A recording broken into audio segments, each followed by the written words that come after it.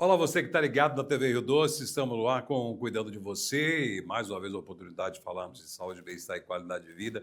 E aqui a gente fala em todos os setores da qualidade de vida, em todos os setores da saúde, tudo que envolve, né, a saúde, o bem-estar e a qualidade de vida é abordado aqui no nosso programa. E a gente vai ao ar segunda a sexta, às 18h30, e também temos as nossas reprises, meio-dia e 10, segunda, terça e quarta. Não deu para acompanhar na televisão, canal aberto na TV a cabo, também estamos no Facebook com as nossas lives, que ficam lá gravadas no Facebook, e também no nosso YouTube. Então não tem desculpa, em qualquer tela, onde você estiver, você pode acompanhar os nossos programas, as nossas entrevistas. E eu peço que compartilhe com todo mundo esses links, o programa, os assuntos e as informações aqui absorvidas, que elas são importantes. Temos que compartilhar o que é bom. Por que não compartilhar temas como os que nós vamos tratar aqui hoje? E o nome do programa é Cuidando de Você. E essa palavra, esse verbo, cuidar, né, ele tem um significado muito importante, mas ele é muito amplo. Né? E esse verbo cuidar, a palavra cuidar, ela está tratada num espectro bastante importante. Né? Porque a gente sabe que a todo momento nós estamos sendo cuidados por alguém. E a todo momento nós precisamos de ser cuidados por alguém. Em algum momento e em todo momento nós cuidamos também de alguém. Então, quem cuida de quem cuida? É a pergunta que a gente faz e a questão que a gente vai refletir hoje sobre isso. Cuidadores de pessoas acamadas, cuidadores de pessoas que estão adoentadas, cuidadores de crianças com necessidades especiais, as chamadas famílias atípicas, os profissionais que cuidam, né? Essas pessoas, né? Como as autoridades estão olhando, como a saúde pública, como política pública está olhando, existem programas, existem cuidados, olhares sobre isso. Essa temática foi proposta por um profissional da área, uma profissional que cuida, né? E também está engajada nesse processo de refletir essa temática. Quem cuida de quem cuida? Estamos recebendo aqui a fonoaudióloga Gabriele Neto, que está de volta ao Cuidando de Você. Gabriele, seja bem-vinda de volta ao nosso programa. Muito obrigada, é sempre um prazer estar aqui. Pois é, às vezes que ela esteve aqui, a gente falou especificamente da especialidade dela, que é a fonoaudiologia, né? Diversos tipos de temas e assuntos voltados dessa especialidade, né? Mas durante a nossa conversa, né, ela propôs fazer uma reflexão sobre essa temática, né, principalmente em relação às famílias atípicas, né, a mães, né, às próprias famílias, aos que são cuidados, né, e aos que cuidam também no aspecto profissional, como você e seus colegas.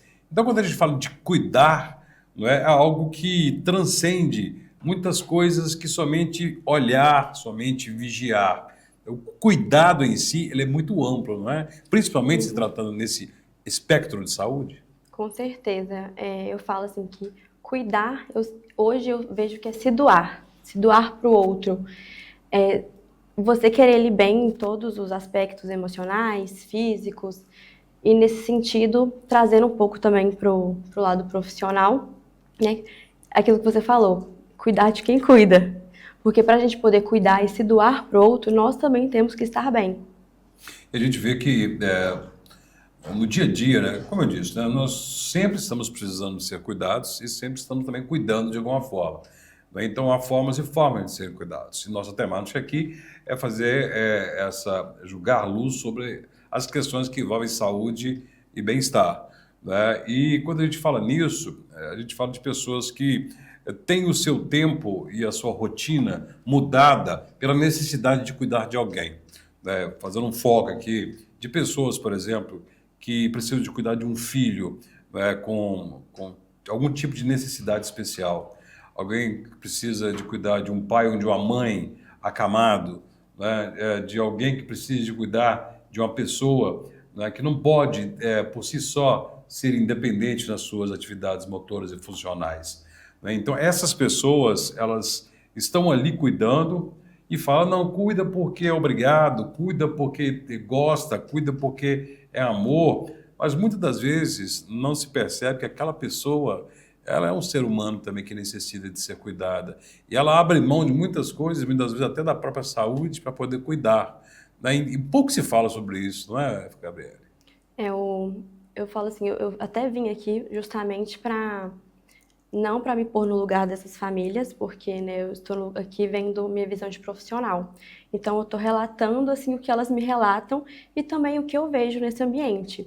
A maioria mães, temos também mães solos que abrem mão praticamente da vida delas em prol em cuidado com o filho. Vejo também muito caso de avós que abrem mão de tudo para estar ali com as famílias. E no caso de famílias atípicas, não é uma vez na semana, não é uma terapia, é a semana inteira, é o ambiente da escola também. Então, é uma criança que demanda, né, esse olhar diferenciado e demanda um pouco mais de tempo. Então, a maioria das vezes as mães, né, acabam ficando tendo esse papel, mas a verdade é que é muito desgastante. Então, inclusive, se fala muito sobre isso também. Tem uma discussão até na internet sobre, em relação a isso, sobre a romantização também desse aspecto.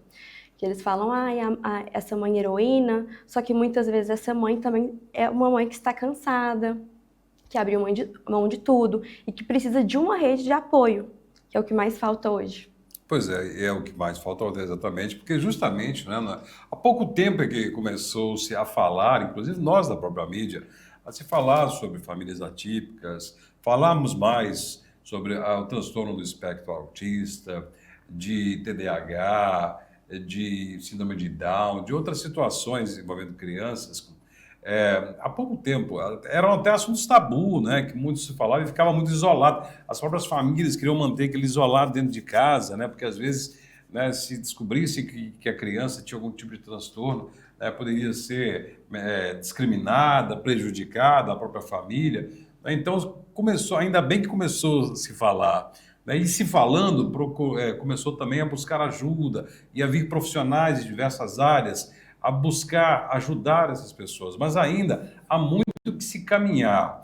Por exemplo, né, quando se fala de famílias atípicas, é uma terminologia muito nova que muitas vezes quem está nos assistindo não entende. Como assim famílias atípicas? Então, assim, essa nomenclatura, e eu gostaria que você explicasse, né, o que significa uma família atípica. Eu vou começar falando pelo que é típico. Sim. Uma criança típica é uma criança que ela esteve dentro dos marcos do desenvolvimento. Então, por exemplo, no caso da Fona, a gente olha muito a questão da linguagem. Então, uma criança que com o ano começou a falar, então ela está dentro ali do que é esperado para a idade dela. Uma criança atípica é o que está, no caso, ao contrário. Uma criança que teve o desenvolvimento, né, em alguma área fora do que era esperado para aquela idade. Aí as famílias atípicas são as famílias, a mãe, o pai daquela criança. Então a gente fala mãe atípico, pai atípico por conta disso. Pois é, e a gente sabe, né? A criança quando nasce, né, ela tem toda a atenção da mãe, do pai, né, de toda a família, todo mundo cercando ali, quer ficar próximo da criança. Depois, né, os parentes vão se afastando um pouco, aí fica o pai e a mãe ali, e chega a determinado momento que só a mãe, em alguns momentos, né, e a criança, vamos falar típica, né? Ela segue os seus passos. A mãe sempre fica mais próximazinha, né? Mas aí ela vai seguindo, vai para a creche, vai para a escola, vai crescendo. A mãe talvez volta a trabalhar, vai fazer alguma outra atividade, né? E tem um curso normal na vida. Nas chamadas famílias atípicas, a criança quando nasce, né? Então tem a família toda chega ali próximo nos primeiros momentos. Quando vem algum diagnóstico de alguma situação, quando vem alguma necessidade de um cuidado mais atencioso, aí começam, né, as idas aos especialistas, os exames, às vezes internações, às vezes medicações, às vezes o desconhecimento daquilo que a criança está manifestando. Aí já começa o grande transtorno também para quem cuida, não é? Fala assim, muitas vezes as pessoas acham que é um fardo. A criança não é um fardo. O que é difícil é por conta, às vezes, dessa falta dessa rede, de políticas públicas também, e de uma inclusão fora do papel, muitas vezes fica mais desgastante. Então é muito difícil e realmente tem que ter inclusão da família. É impossível uma família atípica, ou só uma mãe solo, se sentir bem, ter qualidade de vida, se não tiver uma rede de apoio, se não tiver realmente uma política pública que funcione na prática, nas escolas, com um plano de desenvolvimento, que já até é uma lei, né, hoje, que toda escola precisa ter, a criança autista, ela tem esse direito de ter um plano de desenvolvimento na escola e que funcione também na prática. Então, é toda uma rede, essas várias áreas têm que estar em conjunto, atuando em conjunto e, né, realmente fora do papel, para a mãe também ter qualidade de vida, se sentir bem e não ter que abrir mão de tudo da vida dela em conta em favor do filho. Você está falando aí no mundo ideal, né? Não estamos lá ainda e queremos que chegar a ter esse mundo ideal. Mas hoje, né, atualmente, apesar de alguns avanços, né, o que a gente vê são famílias e principalmente mães sofrendo bastante, né? Mas como você disse, né, são heroínas, né? Então quando se fala de heróis, pensam que são invulneráveis, né? Pensam que não sofrem, que não adoecem, que não sentem, né? Mas sentem sim e às vezes não querem demonstrar justamente para evitar, né, se mostrar fraco perante a quem é cuidado e perante a família. Lembrando que as famílias atípicas, né, tem a criança que tem que ser cuidada, tem a criança que precisa de cuidado, mas tem as outras situações que envolvem aquela família. Às vezes tem outros filhos, né, que não são necessários esses cuidados atípicos, mas tem que ter uma atenção. Tem a questão econômica, trabalho, alguém tem que trazer, né, o dinheiro para casa, o alimento, né? Tem o próprio dia a dia da família, tem escola, ou seja, é todo um universo, né, que muda naquela família e às vezes a mãe que tem aquele cuidado, às vezes o pai não entende, às vezes o irmão não entende, às vezes a avó ou o avô não entende e isso é mais uma sobrecarga, né? Esse talvez preconceito, né, da sociedade e até da própria família e os julgamentos ainda podem prejudicar ainda mais, não é? Isso mesmo, e foi igual você falou, são várias áreas que são, né, modificadas. Tem a questão financeira, tem a questão, muitas mães também deixam de trabalhar por conta disso, e a questão financeira de que realmente é caro, é um tratamento custoso, são muitos especialistas, muitas terapias, muitas horas, então é algo que abrange muita coisa. E a gente vê que é tanta coisa que vem os sinais, né? E agora, depois do bloco, a gente vai falar sobre a Gabriela, por exemplo, ela é fonoaudióloga, ela tem a sua especialidade em tratar de crianças realmente, né, que estão dentro desse espectro, né? De dificuldades no desenvolvimento da fala, né, de relacionamentos e tudo mais, e outras profissionais que faz parte de uma rede. E ela também, né, além da criança, ela acaba escutando também os relatos da família, principalmente das mães. Então, esses relatos, né, o que é mais dito, né? O que pesa mais? O que é mais necessário que a sociedade, que a vida pública, que a rede pública pode fazer para essas pessoas? Na pauta de hoje, estamos falando sobre cuidados, né? Pessoas que cuidam, e principalmente nesse aspecto de famílias atípicas, que têm crianças que têm necessidades de cuidados particulares, específicos, cuidados integrais, do transtorno do espectro autista, principalmente. Recebendo aqui hoje a fonoaudióloga Gabriela Neto, que faz parte dessa rede de profissionais que fazem esse tipo de atendimento, esse apoio, né, na área de terapia a estas crianças. E você, como profissional dessa área, logicamente que você tem esse trabalho com as crianças, essa terapia, esse cuidado com as crianças, tem toda a sua técnica, né? Mas acaba também, né, ouvindo as mães, construindo uma relação com... A gente fala mães, mas pode ter pais também, obviamente, né? Não podemos excluir, mas, via de regra, são mães ou avós. E o que você ouve dessas mães em relação a esse largar quase tudo para poder se dedicar àquele cuidado? Sendo realmente sincera, a maioria das mães trazem esse relato de estar cansada.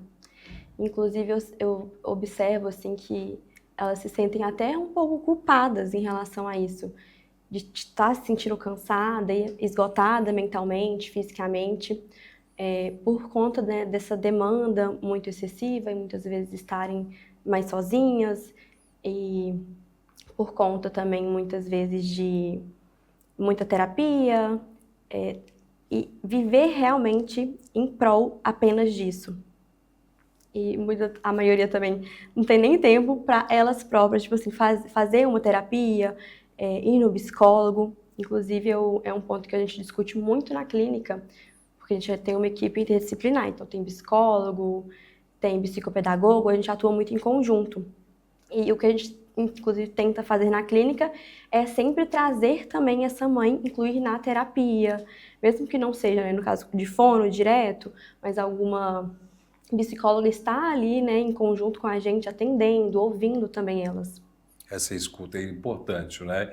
E a gente vê que muitas vezes a família, né, tem que ser chamada para poder dividir um pouco essa mãe, dividir, porque não é um trabalho de 8 horas ou 2 horas de almoço, larga às 18 e volta no outro dia, não. É 24 horas de necessidade, 7 dias por semana praticamente, 30 dias por mês. Né? Então precisa realmente, não é um ser humano que aguente. Talvez a mãe, né? A mãe aguente muito mais pelo amor. Né? E ela sabe que o filho não é um fardo, mas essa carga é. Né? Mas além das mães e da família, tem um aspecto também de vocês profissionais, né? Que são cuidadores, que estão ali na saúde, cuidando dessas crianças, dessas pessoas que necessitam dessas terapias. Vocês também, né, precisam de ser ouvidos, cuidados e olhados, né? Porque vocês não deixam de absorver o sofrimento, não é isso, Gabi? Com certeza. Estava conversando também com o pessoal da clínica hoje, justamente falando sobre isso, que é uma coisa que eu queria falar aqui, porque a gente não escuta falar. Só mesmo na vivência da clínica e com as pessoas ali, os profissionais, que a gente conversa sobre isso, mas fora daquele ambiente não é uma coisa que a gente escute ou uma preocupação que a gente vê que a sociedade tem sobre isso. Inclusive também por conta, né, dessa alta demanda, trazendo na questão realmente tipo, mais para o autismo, né, que tem uma demanda muito grande. Então hoje todos os profissionais, a maioria tem a agenda absurdamente lotada, é o dia inteiro atendendo. Nós não passamos 24 horas com uma criança específica, mas a gente atende 10, 12 crianças em um dia. E cada um com realidade diferente, com um tipo de necessidade diferente. Exatamente. E atendemos aquela criança, aí nós escutamos a família, fora também do ambiente terapêutico, porque não é só a terapia, tem avaliação, aplicação de protocolo, tem as evoluções que a gente tem que fazer em cada atendimento, tem as atividades que a gente tem que montar. Então, ainda se fosse só naquele ambiente, seria mais tranquilo, mas tem o pós, que é os 50% também. Então, muitas vezes a gente leva trabalho para casa, aí você trabalha o dia todo, já está esgotada também mentalmente, aí chega em casa tem mais trabalho. Você, fonoaudióloga, psicóloga, terapeuta ocupacional e outros profissionais, fisioterapeutas e tudo mais, que fazem parte dessa rede de terapia. Né? Vocês têm suas técnicas, seus padrões, têm seus protocolos de atendimento, mas vocês são seres humanos e acabam absorvendo. Né? E chega um momento em que aquela relação, né, de profissional com paciente, ela chega num limite ali de virar um vínculo que ultrapassa todos os protocolos técnicos, né? E aí, o que fazer quando vem aquela relação daquela criança que desenvolve aquele tipo de coisa com você, uma fonoaudióloga, que não desenvolve com a mãe, com o pai? Como é que fica essa situação? Acho que para qualquer terapia, a primeira coisa que nós trabalhamos é criação de vínculo, principalmente com criança. E a gente acaba se vinculando também àquela família. Sim. As terapias geralmente são semanais, são toda semana, então tem crianças que eu já estou em acompanhamento há mais de anos. Então eu me sinto também parte daquela família. Então eu sofro também junto com elas, quando elas me trazem relatos. Eu vejo também o sofrimento das mães, desde mães que não tinham diagnóstico dos filhos, aí começaram a terapia antes de ter o fechamento do diagnóstico, o diagnóstico foi concluído. Então, por mais que eu não seja ativamente, ele seja dentro de casa com aquela família, a gente tem esse processo de acompanhar também. Então, acaba que gera um pouco de sofrimento, uma sobrecarga emocional. São muitos relatos, igual você falou, né? Cada família tem as suas questões, cada criança é de uma forma, é de um jeito, mas não tem como não se envolver nisso. E também vocês precisam de cuidados, né? Porque não tem como se envolver, não tem como absorver toda aquela realidade sofrida, né? Que a gente falava muito na época da pandemia, né? Os profissionais da área de saúde, como que sofreram e precisavam de ser cuidados também e amparados. Se a gente vê que não há políticas públicas observando isso, né? E o que há de se fazer, né, já que apontando caminhos, Gabriele, é realmente criar políticas públicas, vocês profissionais, na área, levando até a área política, ao poder público, a necessidade de criar realmente uma rede de apoio pública para ajudar tanto as famílias, mães, e vocês profissionais, para poder ampliar esse tipo de cuidado, né? Porque senão chega uma hora que há uma ruptura aí em toda essa cadeia, não é? Assim, hoje, com essa disseminação das informações, realmente nós vimos que tivemos muita evolução. Só que, na realidade, na prática, existem muitas leis na teoria, mas na prática, dificilmente elas são aplicadas. E quando são aplicadas, sempre tem alguma modificação, uma coisa ali, outra aqui que a gente vê que não é muito certo. Então, falta também um pouco a inclusão da sociedade e o olhar da sociedade também em torno das mães e dos filhos, né? De forma geral. E, efetivamente, algo que funcione também na prática. Se a sociedade vir, né, conhecer essa realidade, entender, ela vai, através da sociedade, entendendo essa necessidade, logicamente as instituições públicas, os entes públicos, né, eles são um reflexo e são prepostos da sociedade. Então, leis virão, ajudas virão, mas precisa que nós, que fazemos parte da sociedade, entendamos e também possamos cobrar e propor essa ajuda, porque senão quem cuida hoje precisará de ser cuidado amanhã. E aí?